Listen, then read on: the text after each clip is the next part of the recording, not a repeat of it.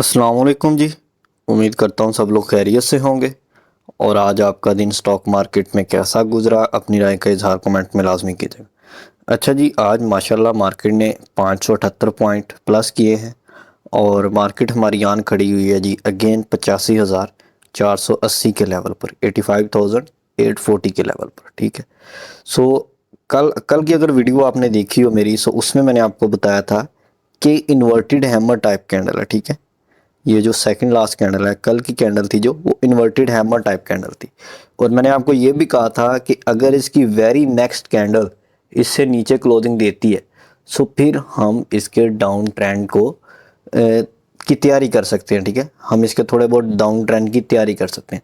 लेकिन आज की कैंडल एक अच्छी ग्रीन कैंडल बनी है जिसमें एक अच्छा वॉल्यूम आप इसे कह सकते हैं। ठीक है, एक अच्छा वॉल्यूम है। ठीक है, ओवरऑल। सो इसको देख के आप इसमें पॉजिटिविटी फाइंड कर सकते हैं। ठीक है। सो अभी हम आवली चार्ट में चलते हैं।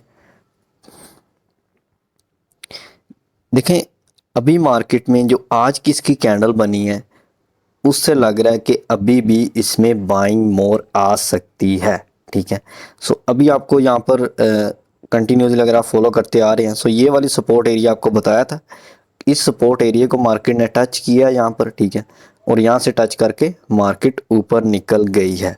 हमने इसका जो हायर हाई हायर लो पूरा इसका एक जो स्ट्रक्चर बन रहा था वो हमने डिस्कस किया था। अगेन यहाँ पर थोड़ा सा उसको टच दे देते हैं। ये हमारा हायर हाई हायर लो बन गया। ठीक है। सो अभी हमारा हायर लो ये था, हायर हाई ये था, हायर लो ब्रेक हो गया, ये हमारा लो है। ठीक है।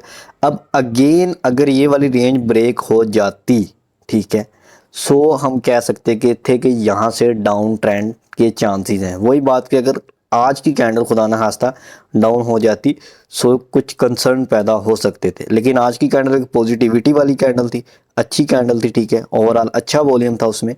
सो आप इसमें पॉजिटिव हो सकते हैं।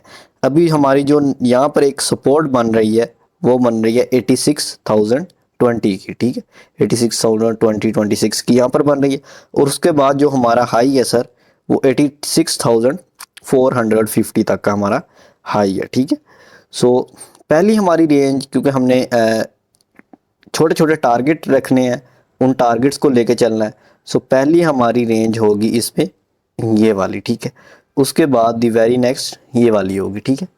पहले हम इसको देखेंगे, अगर मार्केट इसको ब्रेक करके ऊपर निकल जाती है सो फिर हम यहाँ पर आएंगे। ठीक है। अब देखें, मार्केट जब हमारे हायर हाई पे ऑल टाइम हाई पर होती है, ठीक है, सो क्योंकि वहाँ पर हमारे पास प्रीवियस देखने को कुछ नहीं होता। अभी तो मैं, क्योंकि मार्केट को जो भी बंदा प्रिडिक्ट करता है टेक्निकली, वो प्रीवियस डाटा को देख के प्रिडिक्ट कर सकता है। ठीक है। अगर प्रीवियस डाटा नहीं होगा सो उसको प्रिडिक्ट करना थोड़ा मुश्किल होता है। ठीक है। अब देखें, यहाँ पर मेरे पास प्रीवियस डाटा है, सपोर्ट रेजिस्टेंस बन रही है, तो मैं उसको देख के आपको बता रहा हूँ। ठीक है। बाकी हम जब मार्केट इसको ब्रेक करके इंशाल्लाह ऊपर निकल जाएगी, सो फिर हमने वॉल्यूम को देखना है। अगर मार्केट अपने ऑल टाइम हाई पर है और अच्छा वॉल्यूम आ रहा है जब तक, सो उस वक्त तक हम कह सकते हैं कि मार्केट में पॉजिटिविटी है। ठीक है।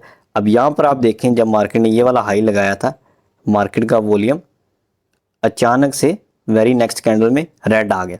सो फिर वहाँ से हमें समझ जाना चाहिए था कि यहाँ से नेगेटिविटी के चांसेस हैं, और आप देखें कितनी बड़ी नेगेटिविटी है। ठीक है। सो इसी तरह हम यहाँ पर वॉल्यूम को कंसीडर करेंगे। ठीक है, ओवरऑल। बाकी यहाँ पर पॉजिटिविटी है, होप्स हो कि कल भी इंशाल्लाह मार्केट एक अच्छी मूव दिखाएगी आपको कल भी।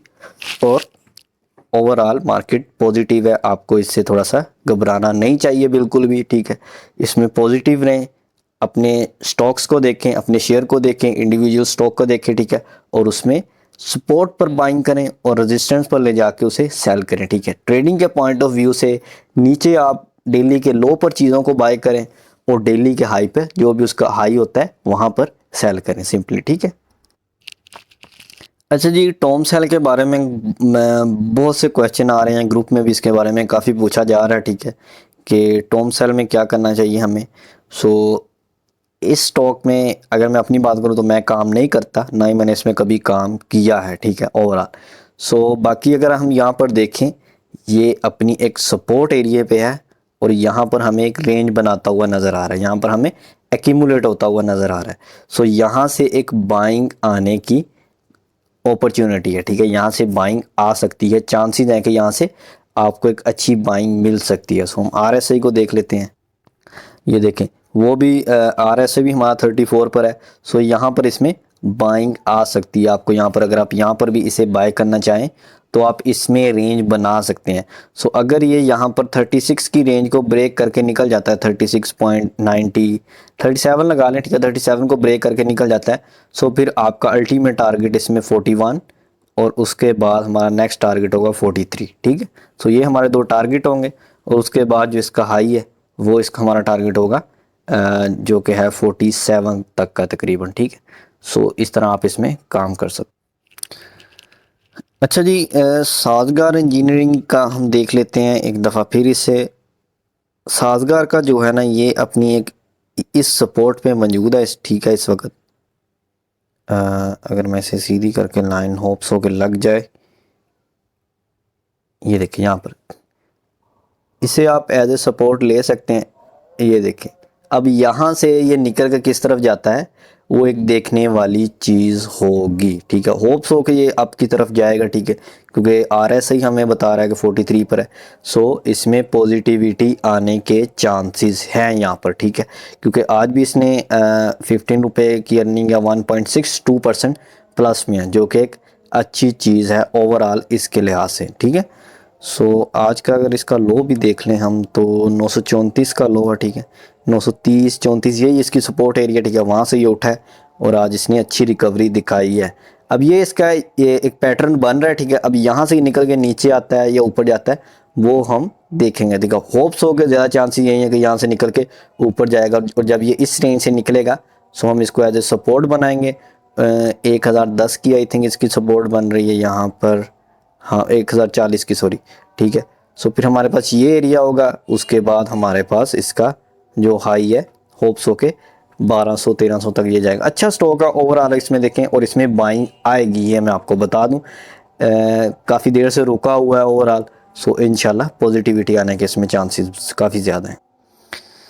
अच्छा जी, FFC को देख लेते हैं। FFC 255 पर ट्रेड कर रहा है और आज दो रुपये प्लस था। ओवरऑल एक अच्छी रेंज में है, ठीक है। ये एक ग्रोइंग स्टॉक है जो हमेशा ग्रो करता रहता है, ठीक है। ये एक ऐसा स्टॉक है, एक डिसेंट स्टॉक आप इसे कह सकते हैं, ठीक है। बाकी कभी कभार थोड़ी बहुत नेगेटिविटी हर स्टॉक में आती रहती है, ठीक है। सो ओवरऑल इसका वॉल्यूम भी आप कह सकते हैं कि बेटर है, ना कोई ज़्यादा कम है ना कोई इतना एक्स्ट्रा ऑर्डनरी है, एवरेज वॉल्यूम आप इसे कह सकते हैं, एवरेज मूव देता है, ठीक है। सो इसके बारे में कुछ न्यूज़ भी आ रही हैं। सो होप्स हो कि यहाँ से ये आपको अच्छी रेंज बना के दे सकता है, ठीक है।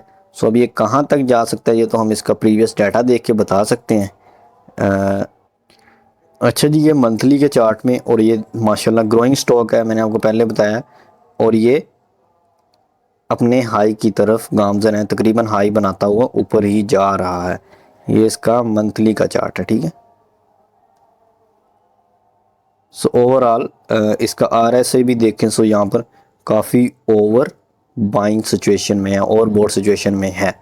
सो अगर आप इसमें लॉन्ग टर्म के लिए काम करना चाहिए तो आई थिंक ये बेस्ट स्टॉक, लॉन्ग टर्म के लिए अगर आप काम करना चाह रहे हैं तो ये बेस्ट स्टॉक है। और उसके बाद जो बिगनर आता है ना मार्केट में, स्टॉक मार्केट में जो न्यू कमर आता है, आई थिंक उसको अगर वो ट्रेडिंग करना चाहता है या इन्वेस्टमेंट करना चाहता है, उसको पहले 3 माह FFC में काम करना चाहिए। ये बिगिनर्स के लिए बेस्ट स्टॉक है क्योंकि सेफ़ है, इसमें लॉस के चांसेस कम होते हैं, ठीक है।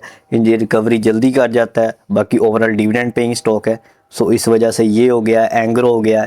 ये स्टॉक जो भी न्यू कमर आता है उसको सबसे पहले इन 2 स्टॉक्स को ट्राई करना चाहिए। सो होप्स हो के वीडियो आपको अच्छी लगी होगी। बाकी इंशाल्लाह हम जो भी किसी किस्म का कोई भी क्वेश्चन होगा आपका वो आप मुझे व्हाट्सएप पर मैसेज कर सकते हैं। ओके जी, अल्लाह हाफिज़।